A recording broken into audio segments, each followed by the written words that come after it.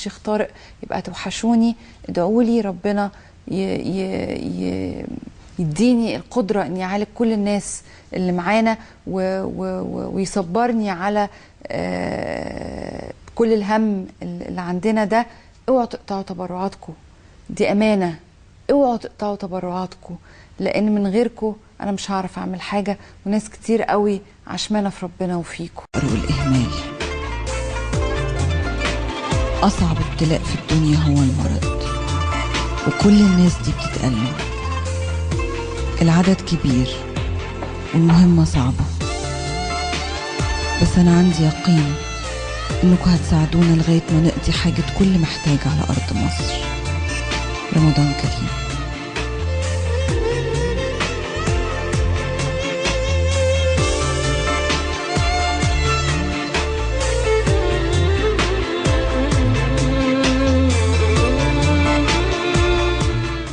رمضان أحلى على تلفزيون النهار.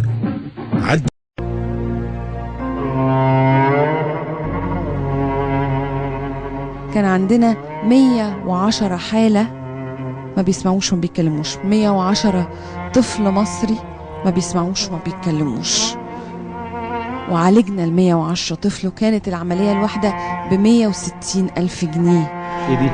بقطع ده مشاء ما صف. مين دي؟ صفية.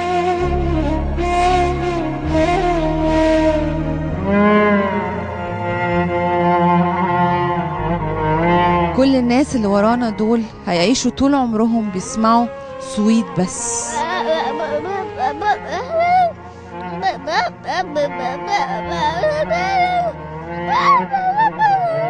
ممكن يكون كل الأصوات اللي انتوا سامعينها دي كلام، ممكن تكون بتقول لكم لو سمحتوا عايزة اسمع، لو سمحتوا عايزة اتكلم، لو سمحتوا عايزة اعيش حياة طبيعية.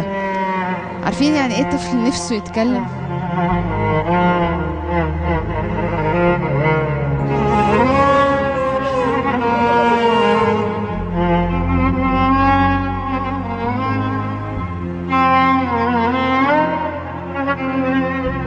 وانا بتمنى اسمع منه كلمة ماما. انا معيش غيره، بالامانه معيش غيره، معايا 3 بنات وهو بس الولد الوحيد اللي ربنا اداهوني.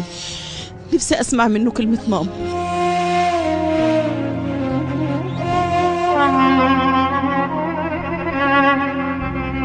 والله ما بنام الليل بسببها، ونفسي تعمل عملية وتسمع. نفسي يعني دي أمنية حياتي والله يا أستاذ رهيم.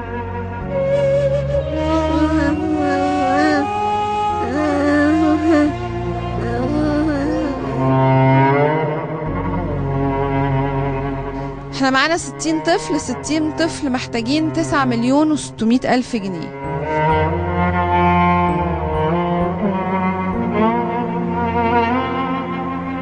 نفسي حد يساعدني. جريت كتير ولفيت كتير وتعبت على امل ما كانش حد بيساعدني.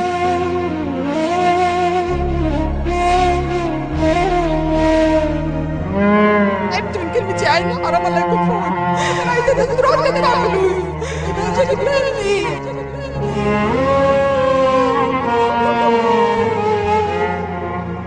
أنا محتاجة من كل مواطن مصري أو كل أم تنزل تحط 10 جنيه. بجد احنا فعلا لو بقينا متكاتفين كل البلد مع بعضيها ما فيش هيبقى طفل عيان. لما 87 مليون حد يتبرع بجنيه يبقى كل مشكلاتنا اتحلت وما بقاش في مشاكل. 87 مليون نسمة، لو كل واحد دفع جنيه هيبقى معانا كل شهر 87 مليون جنيه.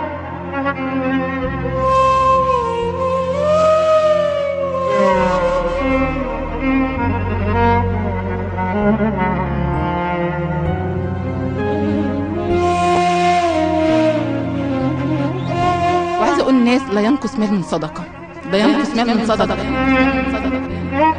لو أمهات مصر بس حطت 10 جنيه فقط هتخلي كل الأمهات اللي ورايا دي تسمع كلمة ماما هي كمان.